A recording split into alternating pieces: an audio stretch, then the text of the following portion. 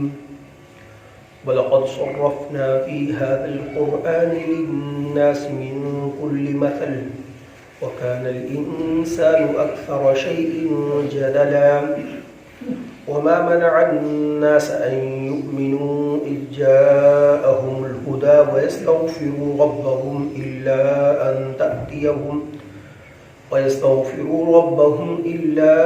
أَنْ تَأْتِيَهُمْ سُنَّةُ الْأَوَّلِينَ أَوْ يَأْتِيَهُمُ الْعَذَابُ قُبُلًا وَمَا نُرْسِلُ الْمُرْسَلِينَ إِلَّا مُبَشِّرِينَ وَمُنذِرِينَ وَيُجَادِلُ الَّذِينَ كَفَرُوا بِالْبَاطِلِ لِيُدْحِضُوا بِهِ الْحَقَّ وَاتَّخَذُوا آيَاتِي وَمَا أُنذِرُوا هُزُوًا صدق اللہ العظیم.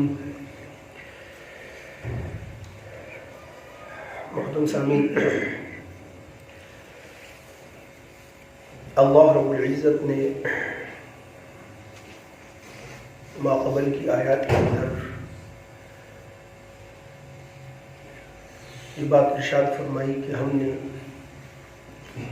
فرشتوں کو حکم دیا جس وقت آدم علیہ السلام کو ہم نے پیدا فرمایا، اسجدوا لآدم، کہ آدم علیہ السلام کو تم سجدہ کرو.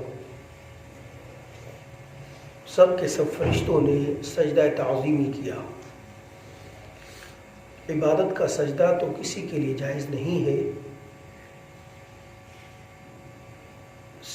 سرکار دو عالم صلی اللہ علیہ وسلم سے پہلے تک سجدہ تعظیمی کی اجازت تھی.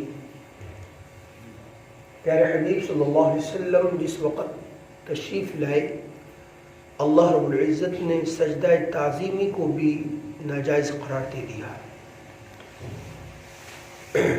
تو سوائے ابلیس کے سب نے سجدہ کیا. اللہ رب العزت نے ارشاد فرمایا کہ وہ ایسا جن ہے شیطان کہ تم اس کو اپنا دوست ولی کارساز بناتے ہو، حالانکہ وہ تمہارا کھلا دشمن ہے. اس کی دشمنی عیاں ہے، اس کی ہمدردی کے اندر بھی دشمنی ہے.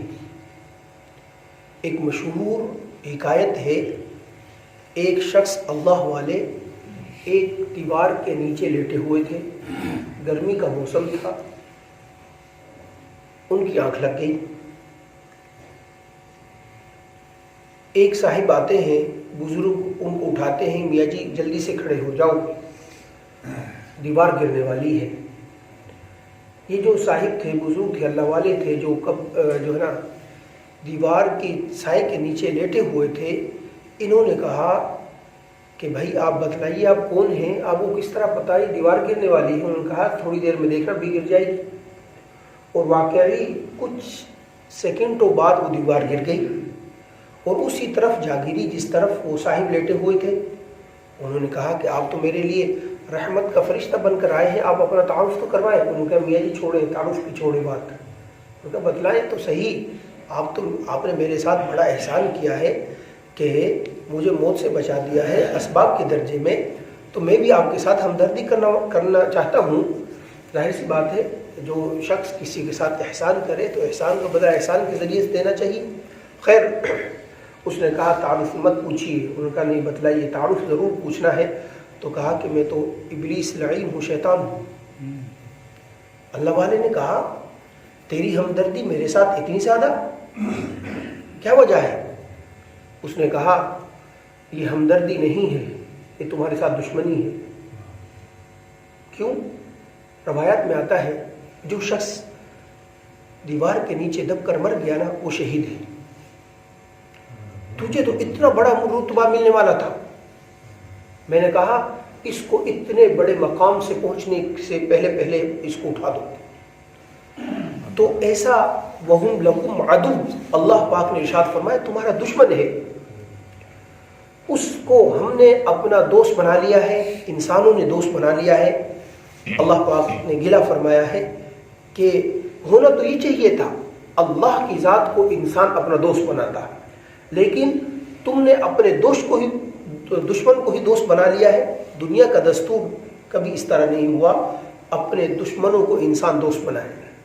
لیکن آخرت کے معاملہ کوئی نہیں ہے کہ یہ ہمارا، حالانکہ جس ذات نے اس کو پیدا کیا ہے، اس جن لعین کو، شیطان کو، اسی ذات نے مجھے اور آپ پوری کائنات کو پیدا فرمایا ہے. اس ذات نے بتلا دیا ہے کہ یہ تمہارا کھلا دشمن ہے، لیکن اس کے باوجود ہماری دوستی اس کے ساتھ ہے، اللہ رب العزت کے ساتھ نہیں ہے.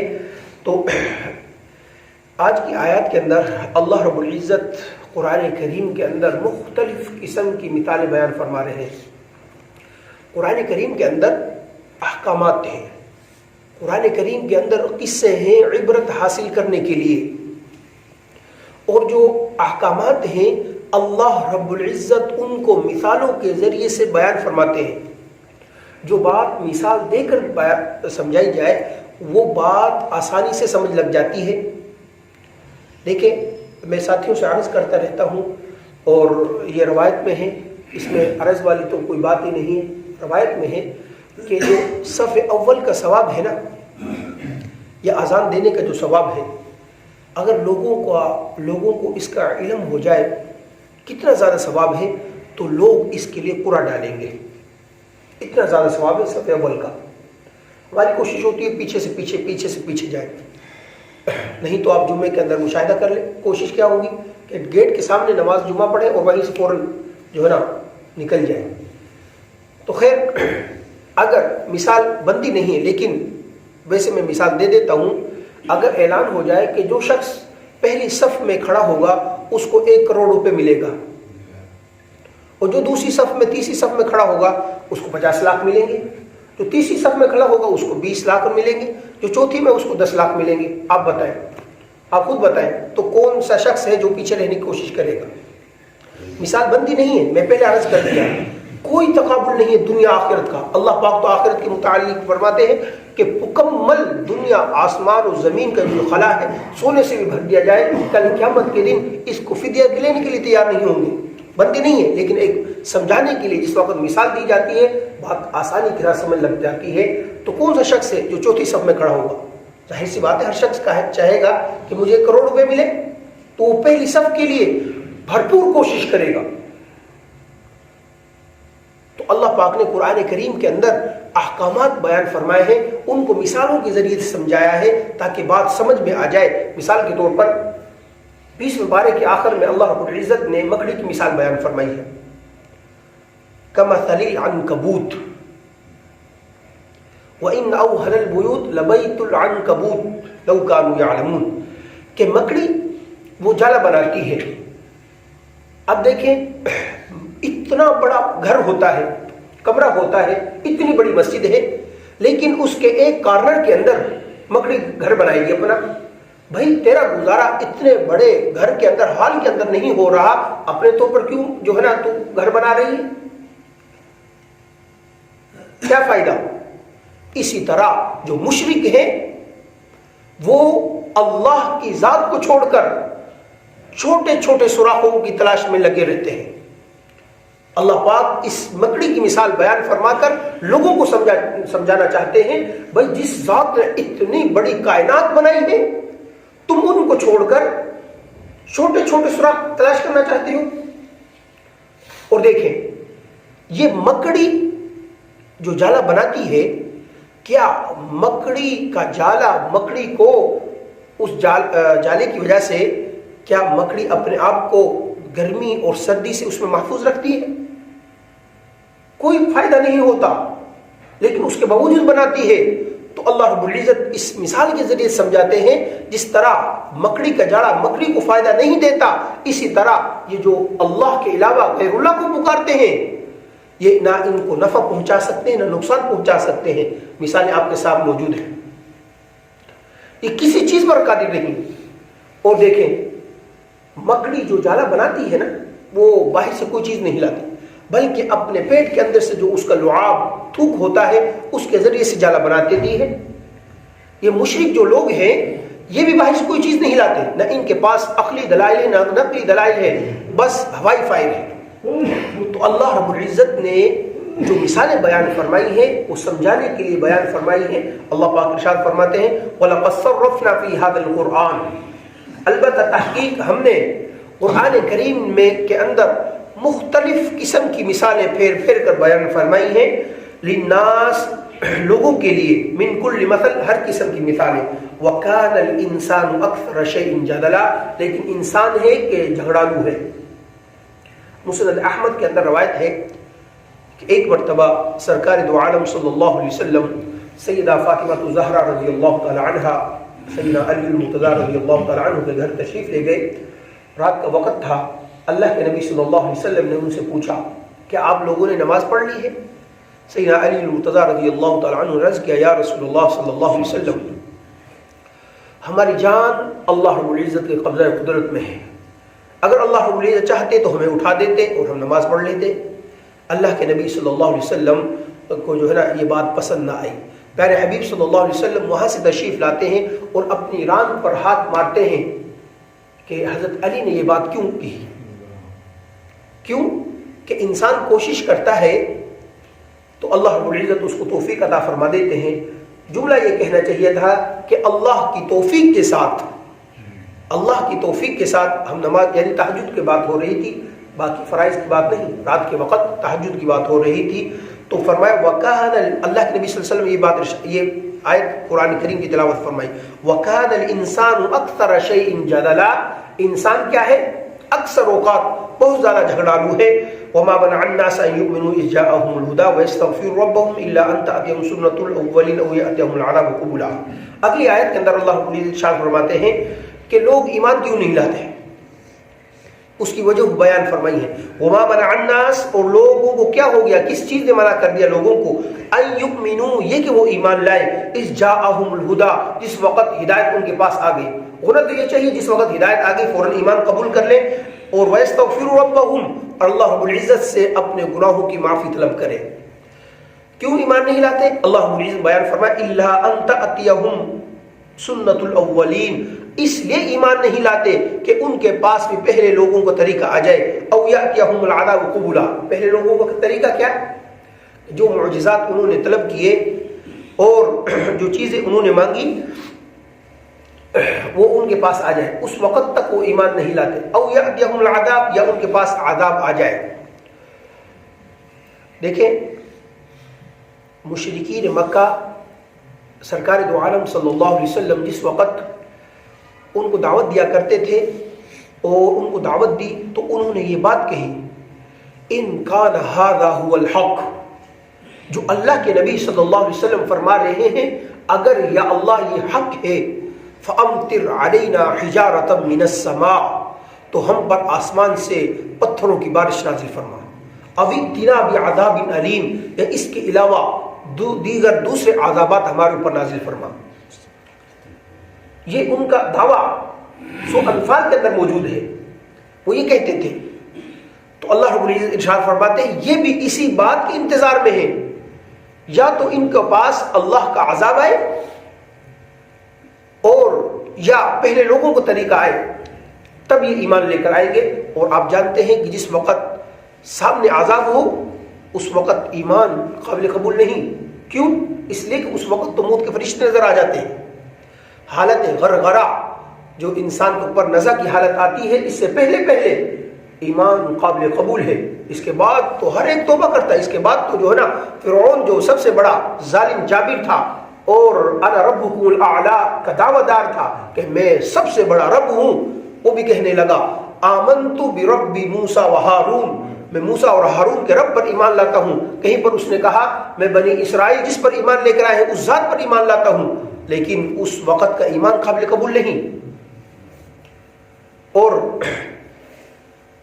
اللہ رب العزت نے ارشاد فرمایا اگلی آیت کے اندر وما نرسل المرسلین الا مبشرین ومنذرین، ہم نے جتنے بھی رسول مبعوث فرمائے ہیں وہ خوشخبری سنانے کے لیے اور ڈرانے کے لیے بیان بھیجے ہیں.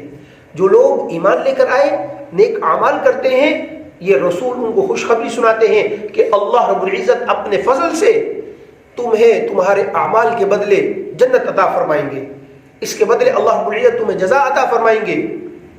ومنذرین، اور جو انکار کرتے ہیں اللہ کے نبی اور رسول ان کو ڈراتے ہیں کہ تمہارے انکار کی وجہ سے اللہ رب العزت اس دنیا کے اندر بھی عذاب عطا فرمائیں گے. اگر تم اس دنیا کے اندر عذاب سے بچ گئے تو کل قیامت کے دن نہیں بچ سکتے. اور دیکھیں मुशरिकीन मुकद्दिबीन के पहले भी यही जो है ना जिद इनाद हर धर्मी थी, आज भी, कि खुले खुले मुअजिज़ात देखने के बावजूद ईमान नहीं लाए। सैयदना सालेह अलैहिस्सलातु वस्सलाम की कौम के पास जिस वक़्त सैयदना सालेह अलैहिस्सलातु वस्सलाम तशरीफ़ ले गए ना उनको दावत तबलीग करने के लिए, तो कौम ने कहा अगर वाकई आप अल्लाह के नबी और रसूल हैं, हम आपको तब मानेंगे तब आप ये जो चट्टान है यहाँ से ऊँटनी निकले और आकर बाहर बच्चा भी दे। अब देखें कैसी जो अकल में ना आने वाली बात कही। इंसान तसव्वुर भी नहीं कर सकता कि भाई पत्थरों से भी कभी कोई जानवर निकलता है, लेकिन उनका मुतालबा था, फरमाइशी मोजिज़ा उन्होंने तलब किया। तो सैयदना सालेह अलैहिस्सलातु वस्सलाम ने उनसे फरमाया, देखो मोजिज़ात मेरे कब्ज़ा कुदरत में नहीं, अल्लाह अपने फजल से ज़ुहूर फरमाएंगे। वक़्त मुकर्रर हो गया, सब लोग एक जगह पर जमा हो गए। अब लोग ठट्ठा कर रहे हैं, मजाक कर रहे हैं कि देखो आज क्यों कभी सुना ही नहीं कि पत्थर से भी ऊँट निकले, कभी सुना ही नहीं, तारीख इंसानी में कभी नहीं सुना। अब सब लोग मजाक करने लगे, बच्चे बूढ़े नौजवान औरतें सब ठट्ठा करने लगे। इसलिए वो उस मैदान में आ गए कि जिस वक़्त उस मौजज़े का ज़ुहूर नहीं होगा हम मज़ीद इनके साथ मजाक करेंगे। लेकिन अल्लाह रब्बुल इज़्ज़त का अमर था, हुक्म था, फरमाया हादिही नाक़तुल्लाहि लकुम आयतन, ये अल्लाह रब्बुल इज़्ज़त की ऊँटनी है और तुम्हारे लिए अल्लाह रब्बुल इज़्ज़त की तरफ से निशानी है, इसको छोड़ दो। निकली, अब जिस वक़्त वो निकली कहने लगे कौम को क्या करना चाहिए था। उनकी फरमाइश मौजज़ात जो है ना, उन फरमाइश जो की थी मौजज़ात की वो पूरी हो गई, तो एक जुबान होकर उनको चाहिए था कि वो ईमान ले आती कि हम आप पर ईमान लाते हैं, लेकिन कहने लगे नहीं ये तो जादू है और ऐसे जादू पर हम ईमान नहीं लाते। इस जिद और इनाद हरदर्मी का दुनिया के अंदर कोई इलाज नहीं। इस तरह मुशरिकीन मक्का सरकार दो आलम सल्लल्लाहु अलैहि वसल्लम के पास आए तो अल्लाह के नबी सल्लल्लाहु अलैहि वसल्लम से अर्ज़ किया कि आप अगर अल्लाह के वाकई नबी और रसूल हैं तो हमें मौजज़ात दिखला दें। अल्लाह के नबी सल्लल्लाहु अलैहि वसल्लम ने उनसे पूछा ठीक है बताओ क्या जाए। 14वीं रात की रात चांद था। आप जानते हैं कि 14वीं के जिस वक़्त चांद होता है तो कितना रोशन होता है। फरमाया, उन्होंने ये फरमाइश की कि आप इस चांद को 2 टुकड़े कर दें। तो देखो हर नबी ने आकर ये बात समझाई लोगों को कि तमाम इख्तियारात अल्लाह रब्बुल इज़्ज़त के पास है। अल्लाह अपने फजल से जो है ना मौजज़ात का ज़ुहूर फरमाते हैं। मिन जानिबिल्लाह जो है ना ज़ुहूर होता है मौजज़ात का, अल्लाह रब्बुल इज़्ज़त की तरफ से होता है। अल्लाह रब्बुल इज़्ज़त की तरफ से चांद के 2 टुकड़े हो गए। तमाम के तमाम जो सरदारान कद है वो वहाँ पर मौजूद थे। उन्होंने देखा और आंखें मलने लगे, उस जगह से हटने लगे, एक दूसरे से पूछते कि आपने भी देखा है, आपने भी देखा है, कहीं ऐसा तो नहीं हुआ कि हमारे ऊपर जादू हो गया हो। अच्छा, फिर कहने लगे अब यहाँ पर बस नहीं हूँ, कहने लगे ठीक है आपने दिखा दिया है, लेकिन अभी हम जो बाहर से काफिले आएंगे ना हम उनसे पूछेंगे कि वाकई क्यों जादू हमारे ऊपर हो सकता है, जो दूर दराज लोग बैठे हैं या सफ़र में हैं उनके ऊपर जादू नहीं हो सकता। अब जिस वक्त उनसे भी पूछ लिया, और रवायत में आता है ये चांद के 2 टुकड़े होना ये कोई कलील वक़्त के लिए नहीं था, बल्कि इतना वक़्त चांद के 2 टुकड़े रहे जिस वक़्त असर, जितना वक़्त असर और मगरिब के दरमियान रहता है। थोड़ा वक़्त नहीं होता असर और मगरिब के वक्त के दरमियान, इतना वक़्त चांद के 2 टुकड़े रहे। बाहर से आने वाले काफिलों से पूछा कि आप लोगों ने कुछ देखा? उन्होंने बतलाया हमने देखा है कि चांद के 2 टुकड़े हो गए, लेकिन उसके बावजूद क्या कहने लगे, हादा सिहरुन मुस्तमिर। अल्लाह पाक ने इरशाद फरमाया इक़्तरबतिस साअत वंशक़्क़ल क़मर, क़यामत करीब आ गई, चांद शक हो गया, 2 टुकड़े हो गए। और उन्होंने क्या कहा, हादा सिहरुन मुस्तमिर, ये ऐसा जादू है जो पीछे से चला आ रहा है। तो अल्लाह रब्बुल इज़्ज़त ने बयान फरमाया कि हमने रसूलों को इसलिए मबऊस फरमाया है इल्ला मुबश्शिरीन, ताकि वो खुशखबरी सुनाए, व मुनज़िरीन, और लोगों को डराएं, व युजादिलुल लज़ीना कफ़रू बिल बातिल। लेकिन काफिर लोग क्या करते हैं, झगड़ा करते हैं बातिल के जरिए से, लियुदहिज़ू बिहिल हक़, ताकि फुसला दे इसके बातिल के जरिए से हक़ को, वत्तख़ज़ू आयाती, और मेरी आयत के साथ ठट्ठा करते हैं, वमा उनज़िरू हुज़वा, और उन चीज़ों के साथ भी ठट्ठा करते हैं जिनके ज़रिए से हम लोगों को डराते हैं। यानी आदाब के ज़रिए, मेरी आयत के ज़रिए से क्या करते हैं, मजाक करते हैं।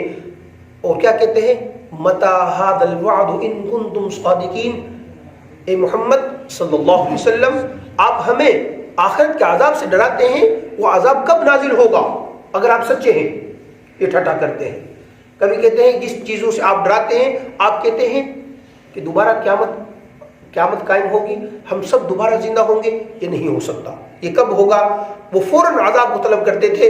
اگلی آیت کے اندر اللہ رب العزت فرما رہے ہیں، اگلے درس کے اندر کل انشاءاللہ العزیز بیان ہوگا، اگر ہم چاہیں، اگر اللہ رب العزت لو یؤاخذهم اللہ بما کسبوا ما ترک علیہا من دابہ، اگر اللہ رب العزت لوگوں کے گناہوں کی وجہ سے لوگوں کو پکڑنے پر آ جائے نا تو روئے زمین پر کوئی چیز چلنے پھرنے والی نہ ہو، لیکن یہ اللہ کا فضل ہے، اس کی رحمت ہے۔ اللہ رب العزت کا غضب پر اللہ کی رحمت حاوی ہے، غالب ہے، اسی وجہ سے اس روئے زمین پر ہم اور آپ پوری انسان چل رہے ہیں۔ اللہ رب العزت سے دعا ہے کہ اللہ پاک مجھے اور آپ کو قرآن کریم کے اوامر پر عمل کرنے کی توفیق عطا فرمائے، نواہی سے